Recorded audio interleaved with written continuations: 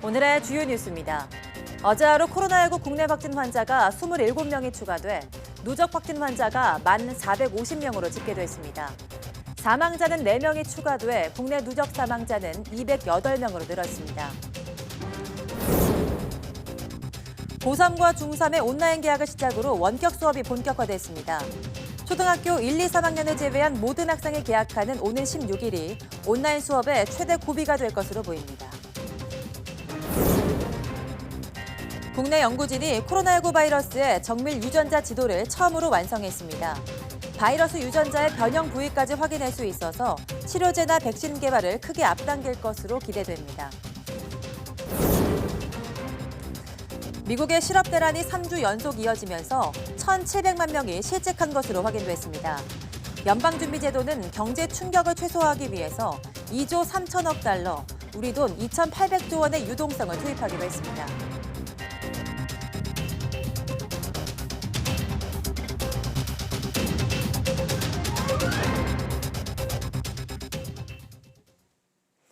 여러분 안녕하십니까? 4월 10일 사이언스 투데이입니다. 어제 하루 코로나19 감염 환자가 27명, 사망자가 4명 늘었습니다. 중앙방역대책본부는 오늘 0시 기준 국내 확진자는 1,450명, 사망자는 모두 208명으로 집계됐다고 밝혔습니다. 대구 지역은 확진자가 폭증했던 지난 2월 이후 처음으로 신규 환자가 나오지 않았습니다. 대구를 포함한 12개 지역에서 추가 발생이 없었습니다. 다만 수도권 소규모 감염이 계속돼서 서울 5명, 경기에서 9명이 늘었습니다. 국내 입국자 특별 검역에서도 4명이 추가 확진됐습니다. 이런 검역을 포함한 해외 유입 증가세가 이어져서 오늘 0시 기준 누적 869명이 됐습니다. 이외에 경북 7명, 부산과 인천에서 각각 1명이 확진됐습니다. 완치 환자는 144명이 늘어서 격리 해제는 이제 7,117명에 달합니다. 정세균 국무총리는 확진자 수가 줄어들긴 했지만 사회적 거리 두기가 느슨해질 단계가 아니라고 강조했습니다. 특히 이번 주말 부활절을 앞두고 대면 집회를 최대한 자제해달라고 부탁했습니다. 정 총리 발언 직접 들어보시죠. 8일 연속 신규 확진자가 2자릿수에 머무르고 그제는 39명까지 줄었습니다. 그간의 강도 높은 사회적 거리 두기의 성과라고 생각하며 국민 여러분들께 다시 한번 감사의 말씀을 올립니다. 누차 강조하지만 그렇다고 안심할 단계는 전혀 아닙니다. 여기서 느슨해진다면 나중에 감당할 수 없는 사회적 비용과 고통을 대가로 치를 수도 있습니다. 그간 종교계는 온라인으로 집회를 대신하는 등 정부와 긴밀히 협력해 코로나19에 대응해 왔습니다. 감사드립니다. 다만 이번 주말 부활절을 맞아 작게나마 집회를 계획하는 곳이 많은 것으로 알고 있습니다. 걱정되지 않을 수 없습니다. 대면 집회를 최대한 자제해 주시고 만약 집회를 열 경우에도 참석자 간 1m 이상을 확보하는 등 방역 준칙을 철저히 지켜주실 것을 당부드립니다. 서울시가 오늘 19일까지 유흥업소에 사실상 영업 중단 명령에 해당하는 집합 금지 명령을 내렸는데요. 점검 현장을 따라가 봤더니 유흥업소는 거의 영업을 중단했지만 일반 술집은 여전히 성업 중이었습니다. 최도희 기자입니다. 젊은이들이 즐겨 찾는 서울 홍대 입구. 평소 같으면 불야성을 이뤘을 밤늦은 시각이지만 거리는 비교적 한산했습니다. 서울시가 사실상의 영업 중지 명령을 내리면서 유흥업소 대부분이 불을 끄고 임시 휴업에 들어갔기 때문입니다. 집합 금지 명령을 어길 경우 300만 원 이하의 벌금이 부과되고 확진자가 발생할 때는 방역비와 치료비까지 청구됩니다. 코로나19로 매출이 줄어든 상황에서 업주 입장에선 볼멘 소리가 나올 수밖에 없습니다. 좀 정부에서 좀 이렇게 정책에 대해서 뭔가 좀 혜택 큰 것도 바라지도 않아요. 그냥 월세만이라도 내고 싶어요.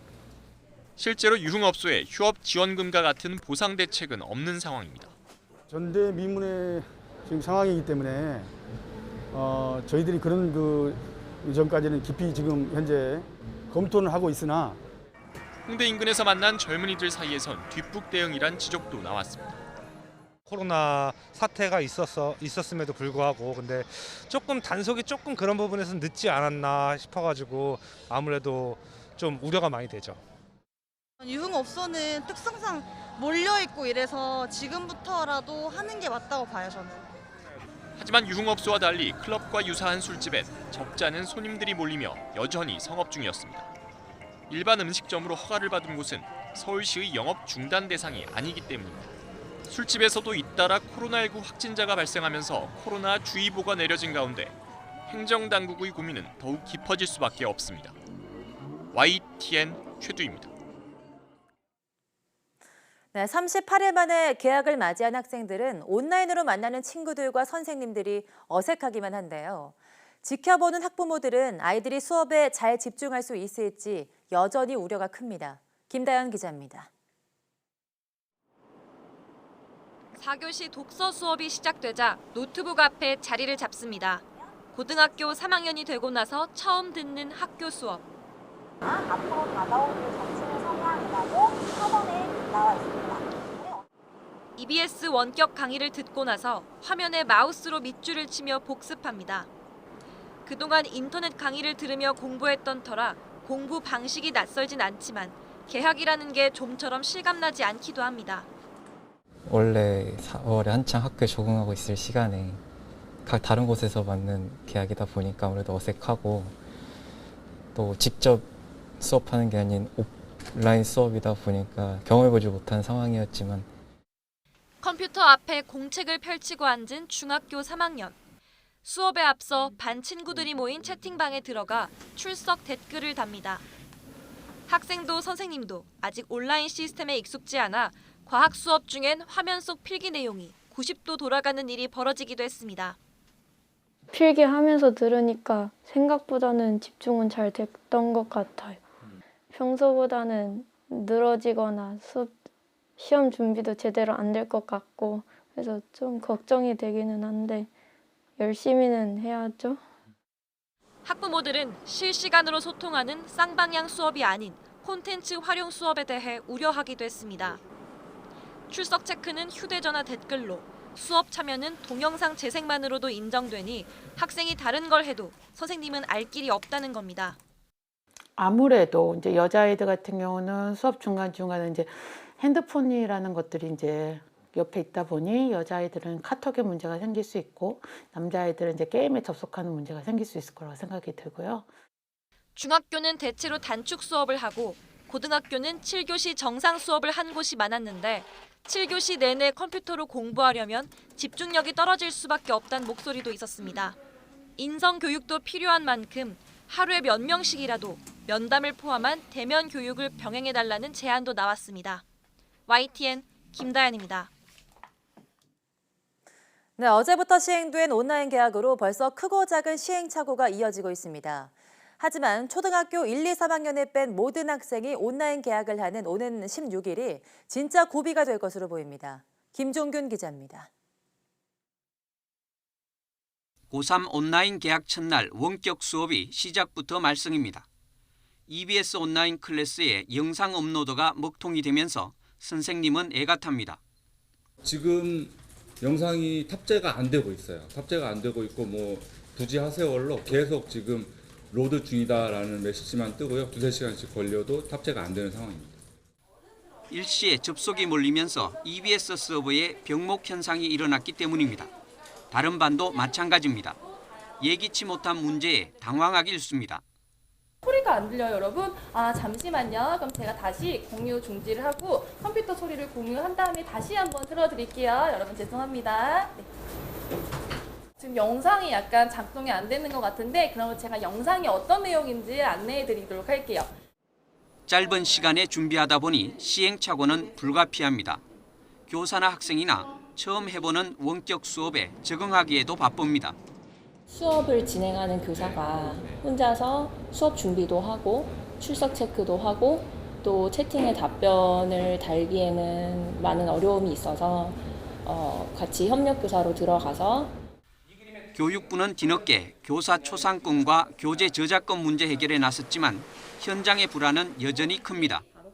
그래도 있을 수 있는 만일의 문제 때문에 선생님들이 걱정을 많이 하세요. 왜냐하면 그 수업 촬영한 것이 이제 인터넷에 떠다닌다던가 뭐 이런 것들 때문에 걱정이 제일 많고. 오는 16일 초등학교 1, 3학년을 뺀 모든 학생이 온라인 개학을 하면 진짜 고비를 맞을 것으로 예상됩니다. 550만 명이 넘는 학생과 교사가 동시 접속을 하게 되면 자료 유실이나 접속 불량 등 각종 문제와 혼란이 이어질 수 있기 때문입니다. YTN 김주균입니다. 국내 연구진이 코로나19 바이러스의 정밀 유전자 지도를 처음으로 완성했습니다.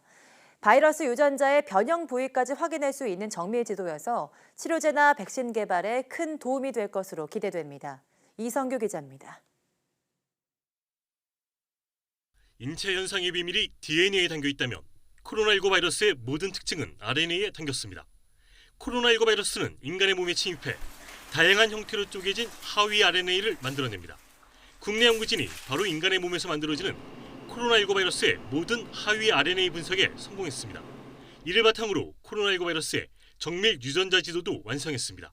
다른 나라 연구진이 부분적으로 RNA를 분석한 적은 있어도 코로나19의 유전자 지도를 완성할 만큼 정밀 분석은 세계에서 처음입니다.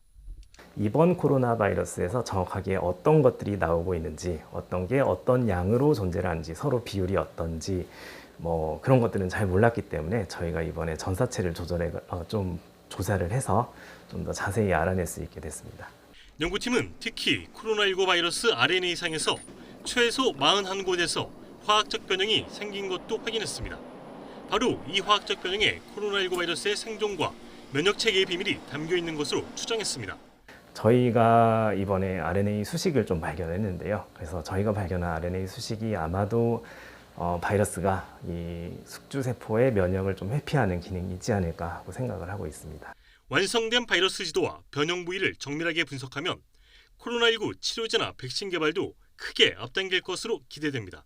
서울대 김빈내리 교수와 장혜식 교수팀이 참여한 이번 연구 결과는 생명과학 분야 세계적인 학술지 셀에 실렸습니다.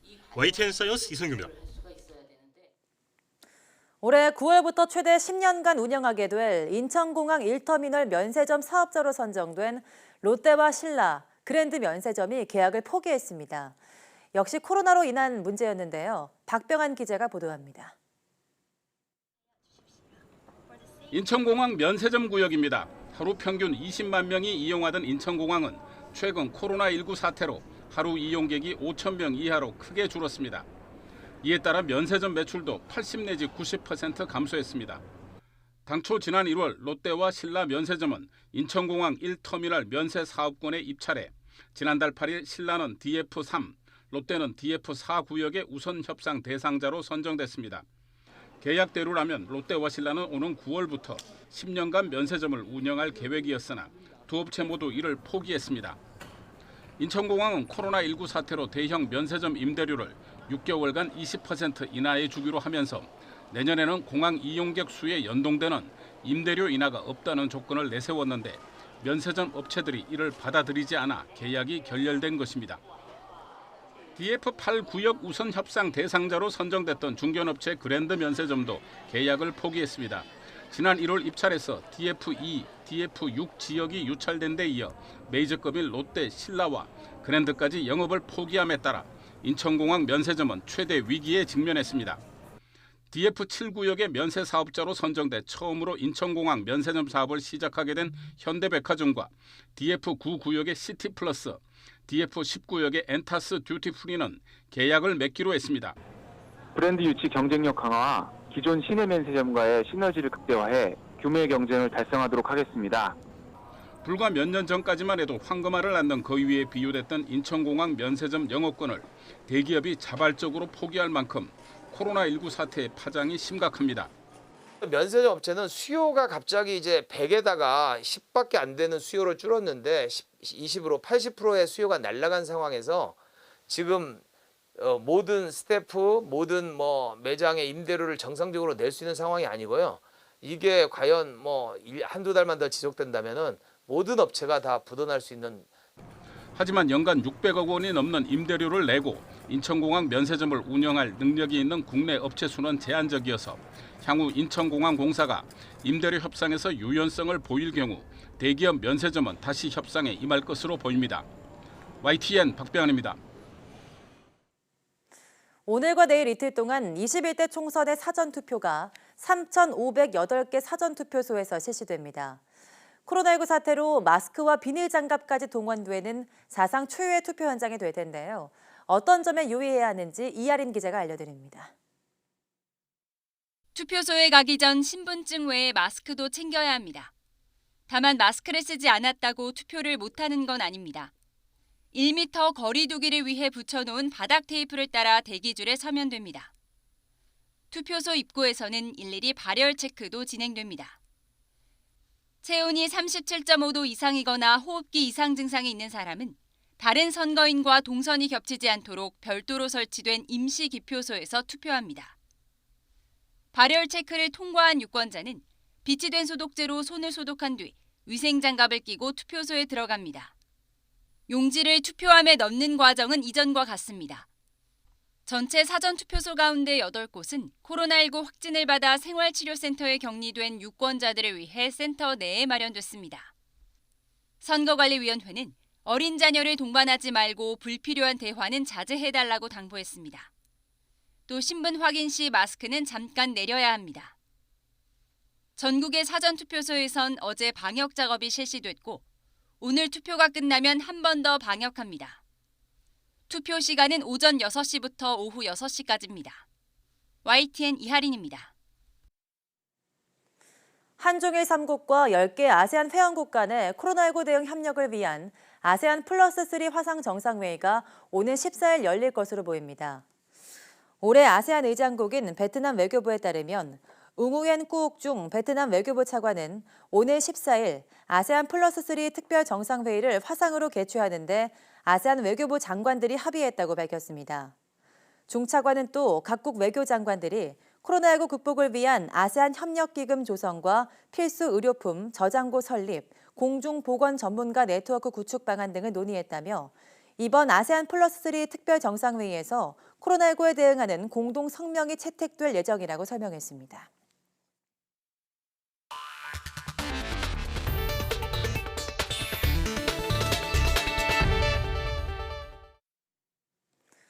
미국의 코로나19 환자가 46만 명을 넘어섰고 사망자는 뉴욕주에서 큰 폭으로 증가하면서 16,000명을 넘어섰습니다. 통계 사이트 월드오미터는 우리 시각으로 10일 오전 8시 기준 미국의 코로나19 확진자를 46만 5천여 명으로 집계했습니다. 누적 사망자는 16,500여 명으로 피해가 큰 스페인보다 1,000여 명이 더 많습니다. 다만 최근 신규 확진자가 3만 명대 초반에 머물러 있는 등 확산세가 주춤해 미국의 코로나19 발생이 정점에 이른 것 아니냐는 관측도 나오고 있습니다. 미국의 실업 대란이 3주 연속 이어지면서 1,700만 명이 실직한 것으로 확인됐습니다. 중앙은행인 연방준비제도는 2조 3천억 달러의 유동성을 투입하기로 했습니다. 워싱턴 강태욱 특파원입니다. 50년 만의 최저 실업률을 자랑하던 미국의 고용시장이 날개없는 추락을 겪고 있습니다. 지난달 셋째 주 신규 실업수당을 신청한 사람이 330만 건을 기록한 데 이어 넷째 주에는 통계 작성 이래 최대인 687만 건으로 폭증했습니다. 이달 들어 첫째 주인 지난주도 661만 건으로 최대 규모에 육박했습니다. 3주 동안에 무려 1,680만 명. 미국 언론은 지난 3주간 대략 미국 근로자 10명 가운데 1명이 일자리를 잃은 셈이라고 평가했습니다. I'm worried about so many things right now. I don't really have a steady source of income right now. 코로나19가 몰고 온 경제 충격을 최소화하기 위해 연방준비제도는 돈을 쏟아붓기로 했습니다. 최대 2조 3천억 달러, 우리 돈 2,800조 원의 유동성을 투입하기로 한 겁니다. 투기 등급의 회사채부터 주택 저당증권, 지방정부의 지방채 등을 사들이는 방식입니다. 또 중소기업 대출에 6천억 달러를 투입하고 직원 급여를 지원하는 프로그램도 가동하기로 했습니다. 제롬 파월 의장은 코로나19 사태가 정리되면 경기가 급반등할 것이라며 이들 조치가 밑거름이 될 것이라고 봤습니다. The Fed can also contribute in important ways by providing a measure of relief and stability during this period of constrained economic activity and by using our tools to ensure that the eventual recovery is as vigorous as possible. 파월 의장은 다만 모두가 가능한 한 빨리 경제활동 재개를 원하지만 잘못된 출발은 피하기를 원한다고 말했습니다. 이는 코로나19 확산세가 확실하게 꺾였는지 확인해야 한다는 의미로 풀이되고 있습니다. 워싱턴에서 YTN 강태욱입니다. 뉴욕 증시의 주요 지수는 미 연방준비제도의 2조 3천억 달러 규모 부양책 발표에 힘입어 동반 상승했습니다.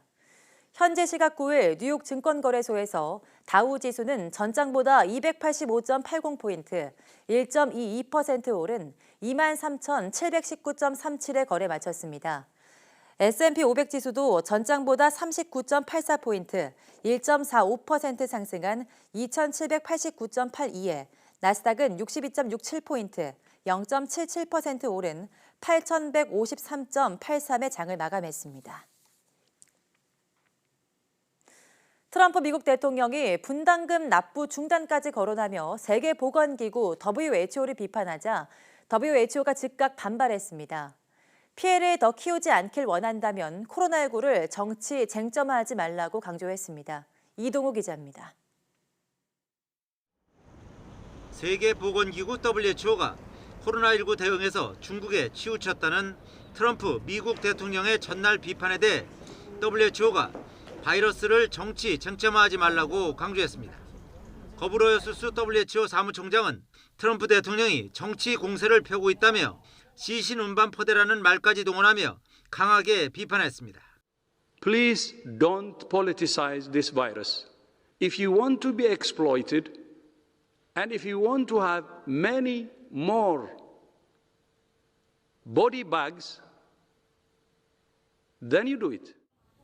거브로요스스 사무총장은 그러면서 각국 정부가 코로나19 확산에 맞서 단결하지 않으면 상황은 악화할 것이라고 경고했습니다. 다만 지금까지 미국이 많은 지지를 보낸 데 감사한다며 미국이 계속 지원할 것으로 기대한다고 덧붙였습니다. 미국에서 연일 코로나19 희생자가 급증하는 가운데 앞서 트럼프 대통령은 돌연 WHO에 포문을 열었습니다. 코로나19가 중국에서 창궐하던 때 WHO가 자신의 중국인 입국 금지 조치에 반대했다며 WHO의 초기 대응이 총체적으로 부실했다고 비판했습니다. And they were wrong. They've been wrong about a lot of things. And they had a lot of information early and they didn't want to, they seem to be very China-centric. 트럼프 대통령은 그러면서 미국은 지난해 WHO에 4,900억 원을, 중국은 겨우 530억 원을 지원했다며 분담금 납부 중단을 검토해야 한다고 밝혔습니다. 트럼프 대통령의 WHO 공격은 미국의 코로나19 피해가 걷잡을 수 없이 커지자 책임을 돌리기 위한 것으로 풀이됩니다. 그러나 WHO 역시 지난 1월 중국에서 코로나19가 확산할 때 중국의 눈치를 보면서 바이러스의 위험성을 낮게 평가하고 세계적 대유행 선언도 너무 늦었다는 비판을 받고 있습니다. YTN 이동우입니다.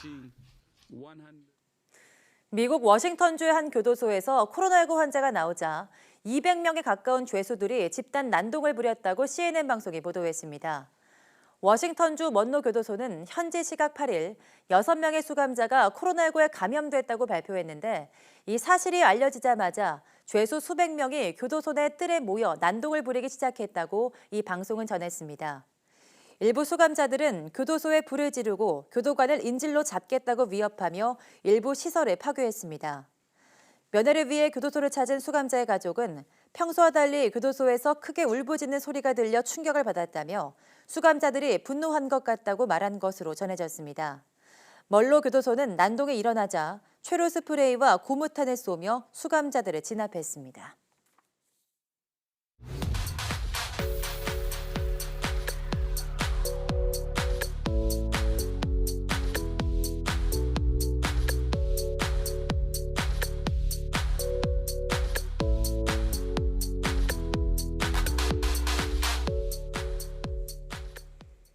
주말에 외출 자제하고 집에서 영화 보는 분들 많으시죠?